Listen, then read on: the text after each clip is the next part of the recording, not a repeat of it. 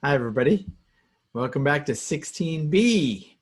All right, no problem. I'm just sitting here in my basement doing some Orgoland videos. Woohoo! There's no issue with that, I don't think. Okay.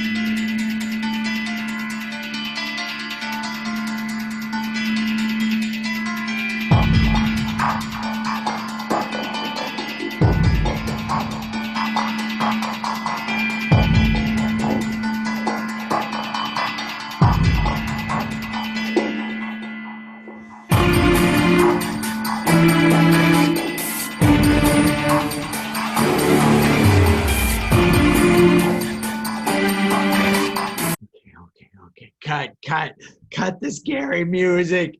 I can't take it. I'm in my basement. And so I had to bring you guys along. That's who's down here over there. Over there, yes. You guys are all my little friends that are going to keep me company in my scary basement as we look at elimination reactions today in more detail than 16A. So E2 reactions, to be specific. E2 reactions. So let's dive in and get out of the scary kind of vibe. That this slide is something you just saw previously in 16A. It looks at the base and how it tries to do an E2 reaction in the stereochemistry. And I just can't emphasize it enough. This pi bond has to be coplanar, otherwise known as paraplanar. And that's how we need to create these molecules in this elimination process. And then let me remind you, this is known as anti versus syn elimination. Okay. And before we jump into even more detail about the E2 and eliminations, I think we should address the elephant in the room. Yep, I know. We did all these great nucleophiles in chapter 8 and they were all negatively charged. And now I'm turning it on its head and saying all these negatively charged nucleophiles, known as bases, are all really strong bases and will do nothing but E2 elimination reactions. So what's up? When is a base actually a nucleophile? And when is a base going to act like a base in elimination? Let's deal with this right now. This slide is going to summarize that entire process. So please hold on tight to this slide. We'll start off with only things that are not too basic, but are still really good nucleophiles for SN2, because you need a strong nucleophile in an SN2 reaction. So these are the species that are most likely you're gonna most likely see that look like strong bases because they got negative charge on them, but really are not that strong a base and are still just really negatively charged and make for a good nucleophile. So you can see this is our acetate ion, our carboxylic acid conjugate base. And as you remember, the reason it is not as basic as you might think is because it has this resonance structure to stabilize this negative charge. Yet, it's negatively charged, so it'll act like a great nucleophile. So hang on tight to all of these great nucleophiles, not good bases. Then, everybody else. You put a negative charge on just about anybody else, and they're going to want to do E2 except on a primary aliphatic leaving group. So keep this in mind. These are our poster children for strong bases like sodium hydroxide, potassium hydroxide, sodium ethoxide. So these will all do E2. All right. Then there's these E2 strong bulky bases. These will never do SN2. These are strong bases that we know there's no doubt. Notice there's no qualifying statement here that says except on primary aliphatics. No, even that gets thrown out. These will never do SN2. They will do E2 only. And as you recall, my favorite friend T-butoxide is here. This alkoxide is my favorite bulky base. But if you like LDA, use LDA. Okay? So this is the way to control our synthesis. And that's what this chapter is all about, is I want us to make alkenes. let's see how to make alkenes. And then we can move from alkenes. You're going to see in chapter 10, we'll take alkenes and I'll show you how to make other functional groups on the wall of fame up here. All these other functional groups might be able to be made from alkenes. So last but not least, our SN1 type nucleophilic substitution reactions. And I want you to notice that SN1, there is never even a base in the reaction to begin with. So if there's no base, I have no worry that it's going to do an E2. So if you have no negatively charged nucleophile, no good strong base, you have something like water or ethanol, then your only hope of doing a substitution reaction would be in an SN1 fashion. And therefore, don't even consider E2 or SN2. We'll look at the possibility of a competing reaction for SN1 with water and ethanol might be E1. Yep. These two are a pair, and so are SN2 and E2 are kind of a pair. We'll always be comparing those pairs of mechanisms. Did I say pairs enough? Cool. All right. Reminder now. Let's go look at the stereochemistry of this E2 reaction a little bit beyond and incorporating this coplanar idea. And when I'm talking about looking at, making alkenes and stereochemistry, then there's a couple areas that we just came out of that you're very familiar, there's stereochemistry involved. So chiral molecules. How do chiral molecules behave when you do E2 elimination? How does, when we make chair conformations, we'll look at how chair conformations do elimination. And in the end, it's really going to come down to this idea of, do I do them with a beta proton that is anti and coplanar or syn and coplanar? So let's just emphasize this anti and syn and see which one of these two is better. Oh, good thing I have a question about that. Which one of these is better? You might have an inkling already with your gut instinct about sterics, that when you try to bring a base in on the top, on the same top as the beta proton, that this might cause some repulsion here between the base and the leaving group. And those two might really conflict with each other. And notice even worse, Newman. Newman shows us that if you were to try to do a syn elimination, you would have to eclipse all the bonds. And eclipsed bonds are torsional strain. Bad news. Boo. We don't like eclipsed bonds for torsional strain. We don't like eclipsed atoms for steric strain. Boo. So really, the only way we're ever going to do a syn elimination is if there is something going on that actually keeps the molecule in such a way that I can't move the beta hydrogen or the leaving group anti to the other one.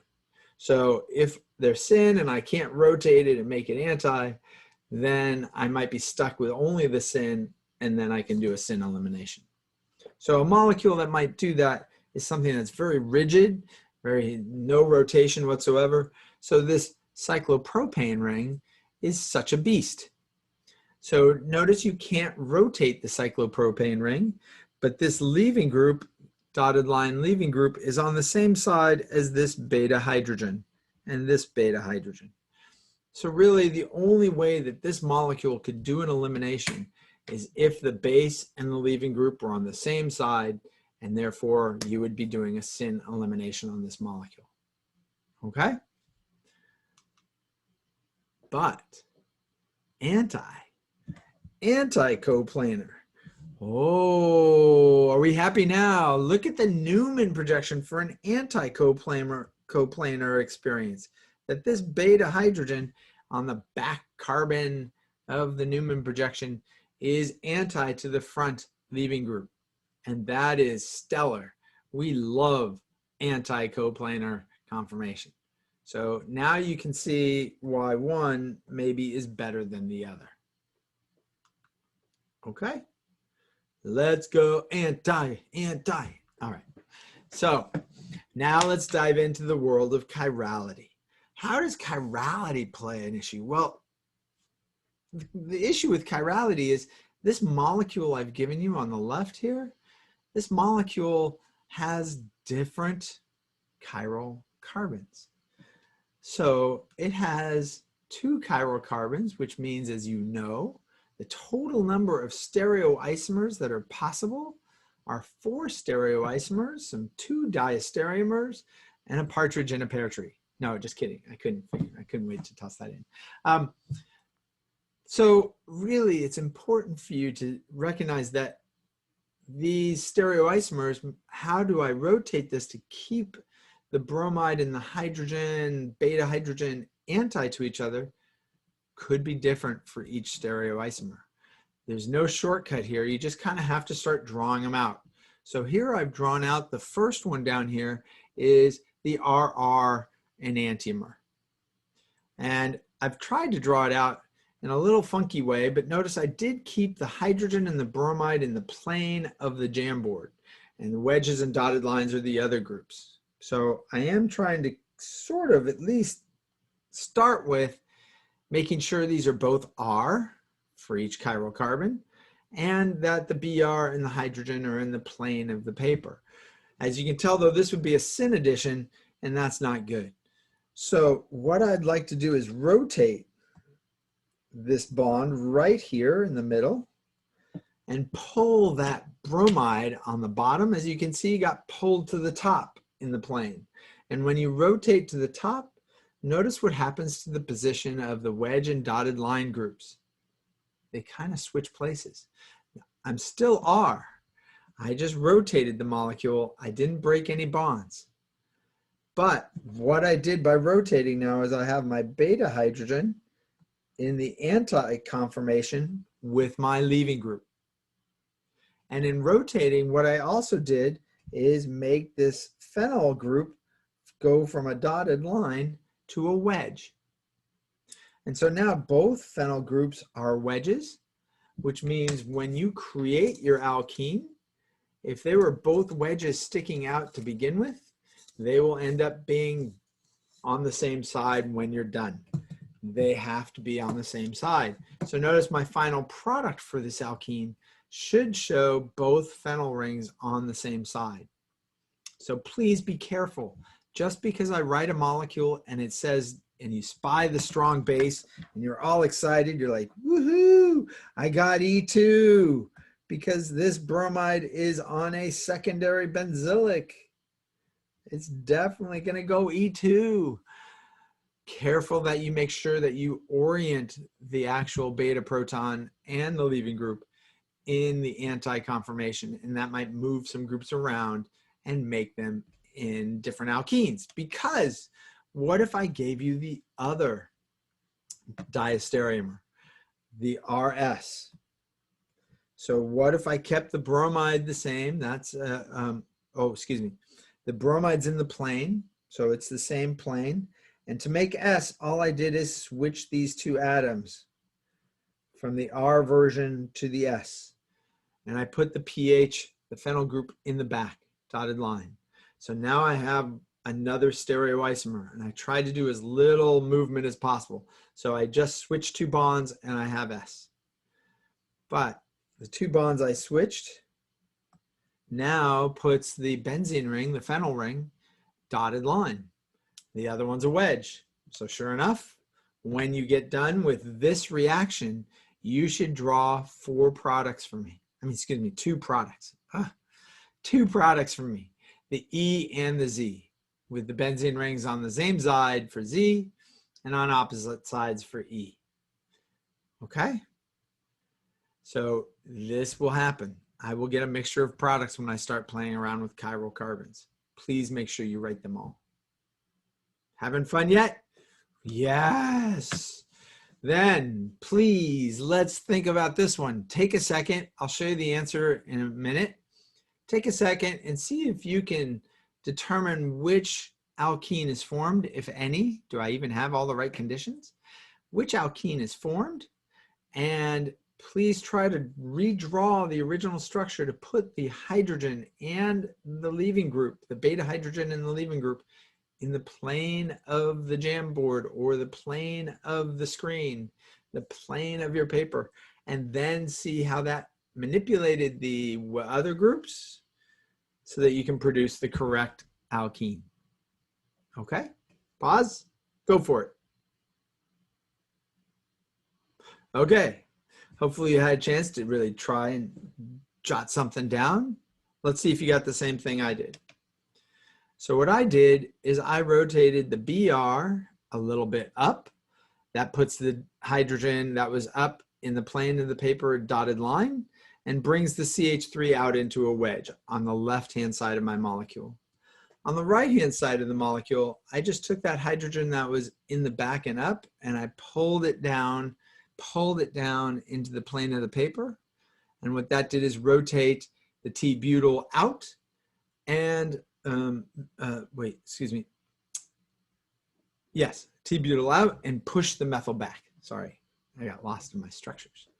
So now I have beautiful diagram of anti-coplanar, anti-paraplanar beta hydrogen. And now I can see, for example, the wedges, who is on the same side, who is on a different side. This is definitely the Z isomer with the methyl and the T-butyl both on the same side. All right, how we doing? Yeah, stereochemistry. Woo! It just never goes away. What also doesn't go away? Chairs. Chairs. Chairs are also a form of stereochemistry. And when I give you a molecule like this, the first thing again is spy the strong base, spy the secondary aliphatic. And at this point, your brain should be thinking elimination. Unless this was a primary aliphatic, this is going to be an E2 reaction. So how does it go? Well, I need my leaving group, the chloride, to be anti to the actual beta hydrogen. So let's draw out some chairs. No shortcut about. When you look at the two chairs for these combinations, you can have the chloride equatorial or axial. In the axial position, it's sitting straight up and down, and this is the Newman projection of this position here. And notice in the Newman projection, it looks beautiful. We have axials, but more importantly, we have them on the same plane, and paraplanar beta hydrogen and leaving group. Woohoo! On the bottom one, it looks like when I made the more stable conformation, with the chloride in the equatorial position is the more stable conformation, less axial strain. I don't know if I get a reaction with that. Let's see. What product do you produce? In the top reaction, I got cyclohexene. It actually doesn't matter which beta hydrogen or blue hydrogen it pulled off. When this base pulls off an H, I will make cyclohexene. What did you make on the bottom one? Oh, yeah. There's nothing here that is actually coplanar with my leaving group. So I will never be able to do an E2 elimination or with this chloride in an equatorial position. Just can't. So even though it's more stable, it can't do it. Okay? So what we will always look for and what you will always want to do an E2 elimination on a chair, chairs want the leaving group in the axial position so that you can do a trans, notice top and bottom, trans, diaxial, anti-paraplanar elimination. Woohoo! Say that fast 10 times. Yes, trans, diaxial, anti-paraplanar elimination. And this is something you can write home about. This is, oh, that's right. You might already be home. But if you want to write home about it, this would be the kind of terminology they'd be like, whoa, you are deep in Orgoland because you're doing trans, diaxial, anti-paraplanar eliminations. Very cool. Okay. So if we're going to deal with chairs and we want to know and put our leaving group in the axial position, I highly recommend using this little diagram to keep reminding you that all wedges are alternating axial equatorial, so that if I gave you a more complicated molecule like methyl chloride, you could actually assign the chloride to the axial position right away, right? And then figure out where is this beta hydrogen that is a wedge here. This is the beta hydrogen. This has 2 beta hydrogens. So there's several beta hydrogens that could be pulled off. How many of them are axial when the chloride is axial? Those are the only ones that'll be able to react. So there's no shortcut. Blow up your chair, draw it, and feel free to put the chloride equatorial. That'll make you feel better about it's the lowest maybe energy conformation, because look at all the groups are equatorial. This is beautiful. This chair loves being in this conformation. The only problem is it can't do any elimination reaction when it's in this conformation. So every so often it will flip and put all the groups axial. And you're like, wow, that's too much energy. That's horrible. Why would it ever do that? Okay. I want us to come back to reality here a little bit. Right now where I'm sitting in my basement, the room temp allows for about 20 kilocalories per mole of energy for anything you want to use that 20 kilocalories per mole for. Notice all the axial strain energies, even if you added them all up, the entire table never gets to 20 kilocalories per mole. So even with all these 3 groups axial, every so often your lowest energy conformation at room temperature will flip, put everything axial, and that's when your elimination reaction happens. Boom, product formed, okay? And it will actually take off here. Notice it can't react with this beta hydrogen. So the one that I had listed in the beginning turns out to be equatorial. So this is no go. I cannot do a reaction with that beta hydrogen. You might not have been able to see that in the original structure, but once you draw your chair, you should see that it's equatorial and this needs to be axial. So this is why this reaction occurs on this axial beta hydrogen to produce the final product, your alkene. Okay? And it produces it at 100% because there's just no other way for it to use the other beta hydrogen. So it's very efficient at producing just this alkene. And that's really good to know, because if I start making alkenes that can go one side or the other, then I get a mixture of products, and then who knows what happens. That's not a great job in Orgoland if you make lots of different things in one step. We like control. So we're controlling this reaction. So only one product is formed. We like that. Okay. Well, no scary music, but all of this chair E2, I think, has got a few of you a little nervous. I saw you kind of jiggle down there. I'm sorry. I know it's a little scary. So let's try this problem in class. Please bring this one to class. And all of you can go try this problem and give it a shot. Give it your best shot. Draw the chair conformation that occurs and before you actually show the elimination product, so we can see that you have the trans diaxial paraplanar elimination going on. Okay? All right. Hopefully it's not too scary, and we'll just keep playing. Chapter 9, here we come. All right, I hope you have a good day. I'll see you soon. Bye.